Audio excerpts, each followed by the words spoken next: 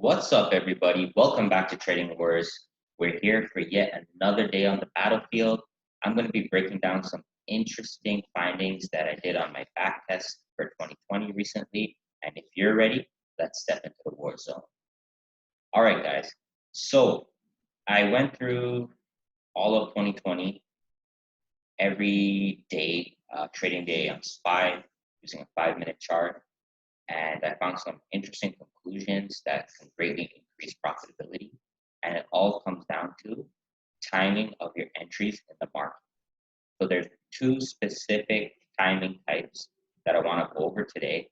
And the first one is inside bars, and the second one is looking at line limit buys, which algos use.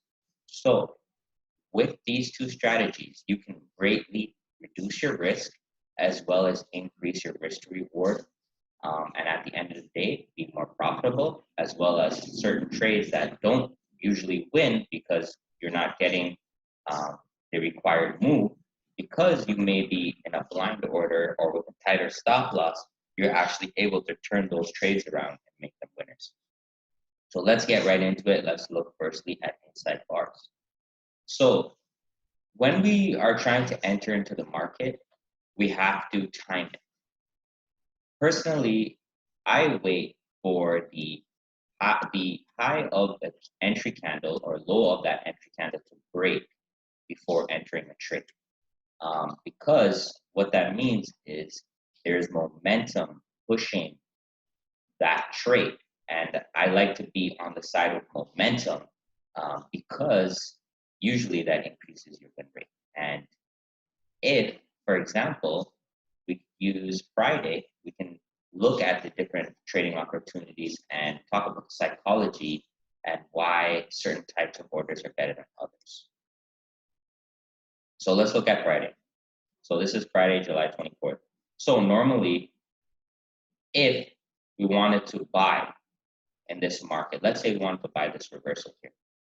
Normally what people would do was put a stop loss, an entry above the high of this candle with a stop loss below the low of this candle, because that is the low of the day at the current time. However, if you see at the very top of the day, so the very, very high of the day, the maximum reward we could have gotten was about 1.47 R. What if we instead had our stop loss below this inside bar? Now all of a sudden, we can make a 2R risk to reward versus a 1.5. And if we take this habit and do this consistently throughout our trades, we can make significantly more reward.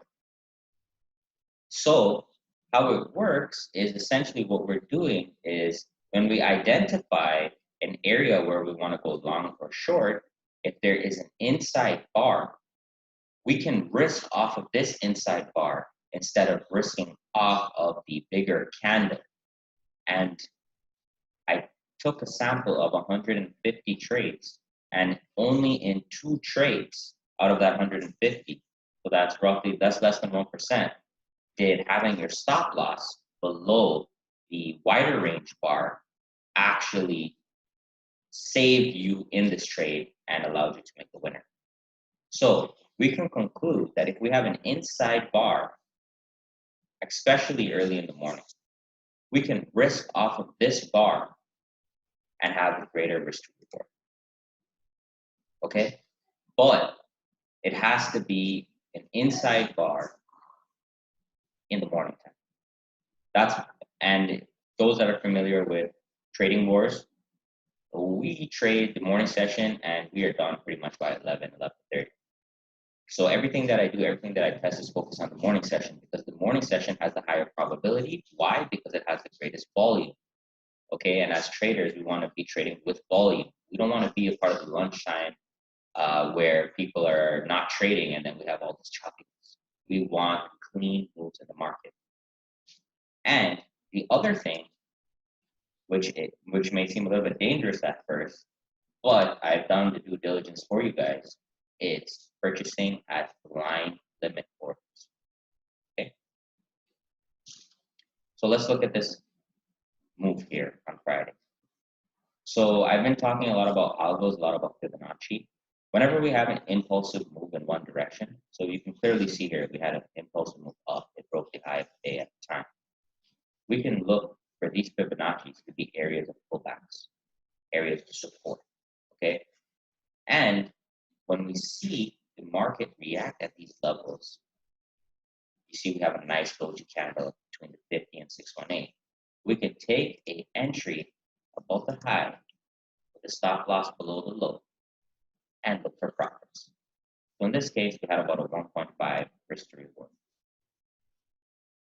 But based on my testing, I was able to find that instead of waiting for the candle, what if we front ran this order and had a blind order at the 618 with a stop loss right below the 786?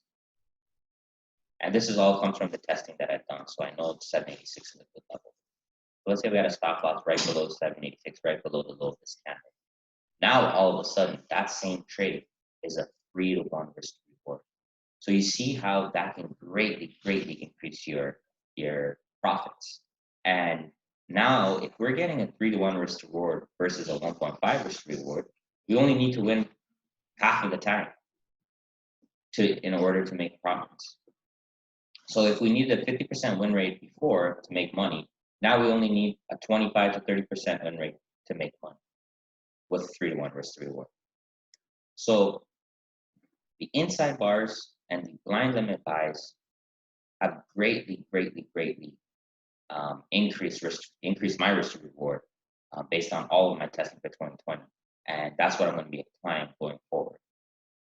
And I just want to look at one more example just to drive the point home before we finish the video. So let's keep going.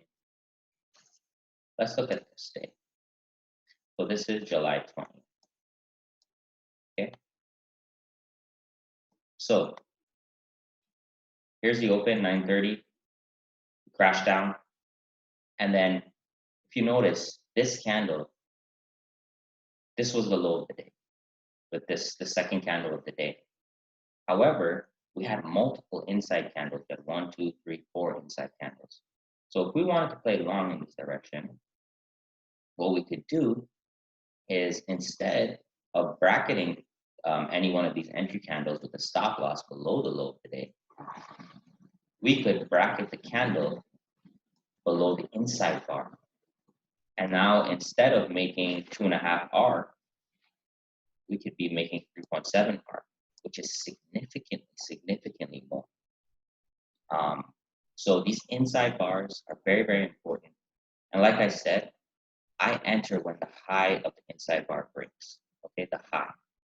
So the way you do that is you put a buy stop limit and you put the high of this candle, so 321.25. So you have buy stop limit 321.25 by 321.25. And what that means is it will not trigger you until the high breaks, and then you will get filled. And then I always have my opposing bracket for the stop loss, and then targets if I'm aggressive. So I hope that makes some sense, guys. That was it took me a few hours to go through all that testing. But to summarize again, we don't need to risk off the low of the day or the high of the day when we're taking trades. If we have inside bars, we can simply bracket those inside bars. They are very reliable because a lot of traders are trading them, especially in the morning session. And for pullback trades, when we have an impulsive leg, it's actually a lot more profitable to front run at the 618 with your blind orders and having your stop loss below 786. And that might seem a little bit scary, but I guarantee you, if you go and do your homework and your back test on stocks that have high volume, you'll see that these algos are always buying at these levels because their risk to reward is so awesome that they only need to win the trade maybe 30% of the time if you have a 3-to-1 risk to reward. So I really hope that adds some value to your trading and that you guys can start implementing this, and let me know how it goes and let me know if you have any questions. But back testing is something that every trader should be doing because it gives you chart time, it gives you confidence when you enter the market. It's just like if you're playing basketball, if you're playing soccer, baseball, you need reps. Okay, we're athletes, even though we're not physically doing something, we are doing a sport in a sense. So the more reps you have, the better. So I hope you found some value out of this video and enjoy the rest of your weekend. Thank you very much.